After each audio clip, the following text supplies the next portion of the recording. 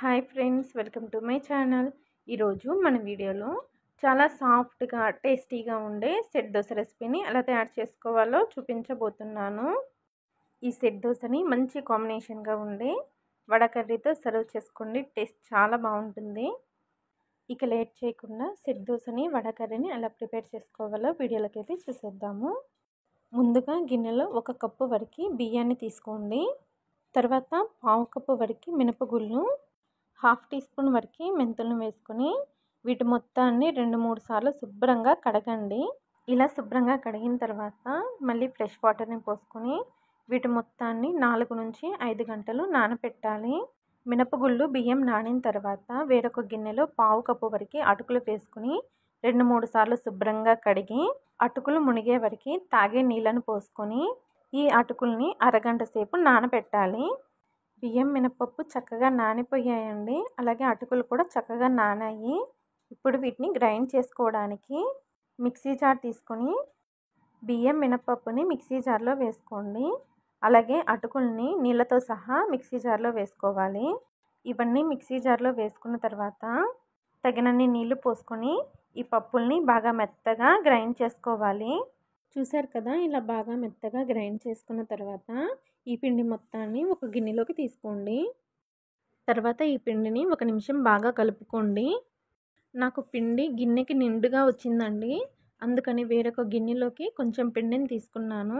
ఇప్పుడు ఈ పిండి పైన మూత పెట్టి 8 గంటలు లేదా ఒక ఫుల్ నైట్ పులియనివ్వాలి. పిండి ఒక ఫుల్ నైట్ పులిసిన తర్వాత చూపిస్తున్నాను చూడండి. పిండి చూసారా ఎంత చక్కగా పులిసిందో. ఇప్పుడు ఈ పిండిని ఒకసారి కలుపుకోండి. ఇలా కలుపుకున్న తర్వాత ఈ పిండిలో 1/2 టీ స్పూన్ పసుపు, రుచికి తగినంత ఉప్పు వేసుకొని బాగా కలుపుకోండి. పసుపు అయితే ఆప్షనల్ అండి. మీకు వద్దు అనుకుంటే పసుపు వేసుకోకపోయినా దోశలు బాగానే ఉంటాయి. కానీ పసుపు వేసుకోవడం వలన దోశకి మంచి కలర్ వస్తుందండి. ఒకవేళ మీకు వద్దనుకుంటే స్కిప్ చేసేయండి. దోశ పిండి రెడీగా ఉంది కదా. ఇప్పుడు వడ కర్రీని ఎలా తయారు చేసుకోవాలో చూద్దాము. ఈ వడ కర్రీ తమిళనాడులో చాలా స్పెషల్ అండి. ఈ వడ కర్రీని సెట్ దోశ కాంబినేషన్లో తింటారండి. టేస్ట్ అయితే చాలా బాగుంటుంది. ఇక లేట్ చేయకుండా ఈ వడ కర్రీ రెసిపీని ఎలా తయారు చేసుకోవాలో వీడియోలోకి వెళ్ళి చూసేద్దాము. ఈ వడ కర్రీ కోసమని 200 గ్రాముల వరకు శనగపప్పును తీసుకొని వీటిని 2-3 సార్లు శుభ్రంగా కడగండి. ఇలా శుభ్రంగా కడిగిన తర్వాత ఆ నీళ్ళని వంచేసేసి 3 ఎండుమిరపకాయలు, 1 టీ స్పూన్ సోంపు గింజలు, సరిపడినంత నీళ్లు పోసుకొని 2 గంటలు నానబెట్టాలి. 2 గంటల తర్వాత పప్పు చూసారా చక్కగా నానిపోయాయి. ఇలా నానిన తర్వాత వీటిని వడకట్టి మిక్సీ జార్లోకి తీసుకోవాలి. తర్వాత ఈ పప్పుని మరీ మెత్తగా కాకుండా కొంచెం కచ్చా పచ్చాగా గ్రైండ్ చేసుకోవాలి.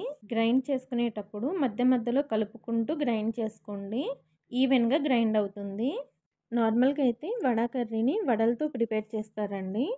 కానీ తమిళనాడు సైడు ఈ కర్రీని కొంచెం డిఫరెంట్గా ఈ విధంగా ప్రిపేర్ చేస్తారు. తర్వాత మిక్సీ జార్ని పక్కన పెట్టేసేసి స్టవ్ పైన ఒక కడాయి పెట్టి దానిలో 3 టీ స్పూన్ల వరకు నూనెను వేసి మనం గ్రైండ్ చేసిన పప్పు మిశ్రమాన్ని వేసి మీడియం ఫ్లేమ్లో బాగా ఫ్రై చేసుకోవాలి. ఇలా కలుపుకునేటప్పుడే దీనిలో ఒక 1/2 టీ స్పూన్ వరకు ఉప్పును వేసుకోండి. ఈ వడ కర్రీ ప్రాసెస్ చాలా సింపుల్గా ఉంటుందండి. ఈ కర్రీ కోసమని స్పెషల్గా వడలైతే అవసరం లేదు. ఈ పచ్చిపప్పు మిశ్రమం బాగా ఫ్రై అయిన తర్వాత స్టవ్ ఆఫ్ చేసేసి దీన్ని మొత్తాన్ని ఒక బౌల్లోకి తీసుకొని పక్కన పెట్టాలి. ఇప్పుడు ఈ వడ కర్రీని ప్రిపేర్ చేయడం కోసమని ఒక కడాయిలో 3 టేబుల్ స్పూన్ల వరకు నూనెని వేసుకోండి. తర్వాత ఆయిల్లో 2 బిర్యానీ ఆకులు, 1 ఇంచి దాల్చిన చెక్క, 2 లవంగాలు, 1 స్టార్ అనస, 2 యాలకులు, 1/2 టీ స్పూన్ సోంపు వేసుకొని లో ఫ్లేమ్లో 1 నిమిషం ఫ్రై చేసుకోండి. ఈ మసాలాని 1 నిమిషం ఫ్రై చేసిన తర్వాత పెద్దగా ఉన్న 2 ఉల్లిపాయలని ఇలా చిన్న ముక్కలుగా కట్ చేసి వేసుకోండి. అలాగే 4 పచ్చిమిరపకాయలను కూడా కట్ చేసి వేసుకొని ఉల్లిపాయ సాఫ్ట్గా అయ్యేంత వరకు ఫ్రై చేసుకోవాలి. ఉల్లిపాయ ఎక్కువగా వేగాల్సిన అవసరం లేదండి, సాఫ్ట్గా అయితే సరిపోతుంది. ఉల్లిపాయ సాఫ్ట్గా అయిన తర్వాత దీనిలో 2 టీ స్పూన్ల వరకు అల్లం వెల్లుల్లి పేస్ట్ వేసుకొని అల్లం వెల్లుల్లి పేస్ట్ పచ్చి వాసన పోయే వరకు ఫ్రై చేసుకోవాలి. అల్లం వెల్లుల్లి పేస్ట్ ఫ్రై చేసుకునేటప్పుడే కొద్దిగా కరివేపాకు కూడా వేసుకొని ఫ్రై చేసుకోండి. అల్లం వెల్లుల్లి పేస్టు పచ్చివాసన పోయే వరకు వేగిన తర్వాత దీనిలోనే కట్ చేసిన 2 టమాటాలను వేసుకొని బాగా కలుపుకోవాలి. టమాటాని బాగా సాఫ్ట్గా అయ్యేంతవరకు కలుపుకుంటూ ఉడికించుకోవాలి.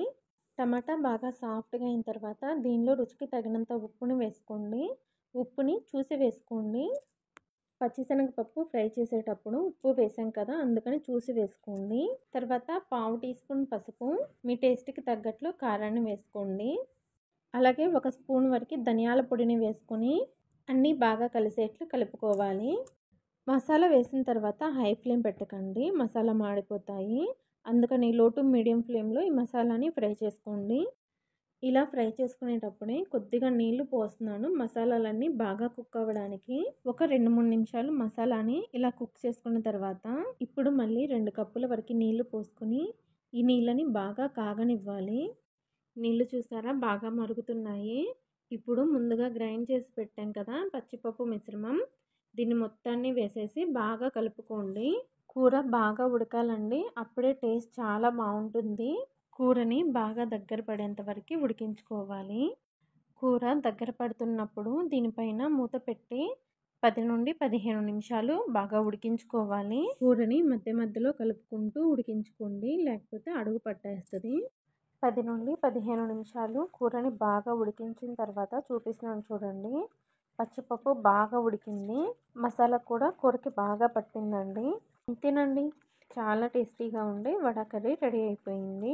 ఒకవేళ మీకు కూర కనుక గట్టిగా అనిపిస్తే కొద్దిగా వేడినీళ్ళు కలుపుకొని మిక్స్ చేసుకుంటే సరిపోతుంది. ఈ కర్రీ టేస్ట్ అయితే చాలా బాగుంటుందండి. మనకి సెట్ దోశలోకి వడ కర్రీ రెడీ అయిపోయింది కదా, అలాగే దోశ పిండి కూడా రెడీగా ఉంది. దోశ వేసుకోవడం కోసమని స్టవ్ పైన ప్యాన్ పెట్టి పెనాన్ని మీడియం ఫ్లేమ్లో హీట్ చేసి పెనం పైన దోశ పిండి వేసుకొని పల్చగా కాకుండా కొంచెం మందంగా ఉండేట్లు సెట్ దోశలాగా స్ప్రెడ్ చేసుకోవాలి. ఇలా వేసుకుంటేనే దోశలు సాఫ్ట్గా ఉంటాయండి. దోశ పైన కొద్దిగా తడి ఆరిన తర్వాత నూనె కానీ నెయ్యి కానీ వేసుకోవాలి. మనం పిండిలో పెరుగు కానీ వంట సోడా కానీ ఏమీ వేయలేదు. పిండి బాగా పులిసిందంటే ఇలా హోల్స్గా దోశలు చాలా పర్ఫెక్ట్గా వస్తాయండి. దోశ ఒకవైపు కాలిన తర్వాత రెండో వైపుకు తిప్పుకోండి. రెండో వైపు కూడా 1 నిమిషం కాల్చుకొని ప్లేట్లోకి తీసేసుకోవడమే. ఇదే విధంగా మీకు ఎన్ని దోశలు కావాలంటే అన్ని దోశలు వేసుకొని సర్వ్ చేసుకోవడమే. ఈ దోశల టేస్ట్ అయితే చాలా బాగుంటుందండి. ఈ సెట్ దోశని వీడియోలో చూపించాను కదా, ఈ వడ కర్రీతో సర్వ్ చేసుకోండి. వీడియో కనుక మీకు నచ్చినట్లయితే నా ఛానల్ని లైక్ చేసి షేర్ చేసి సబ్స్క్రైబ్ చేసుకోండి. Thanks for watching.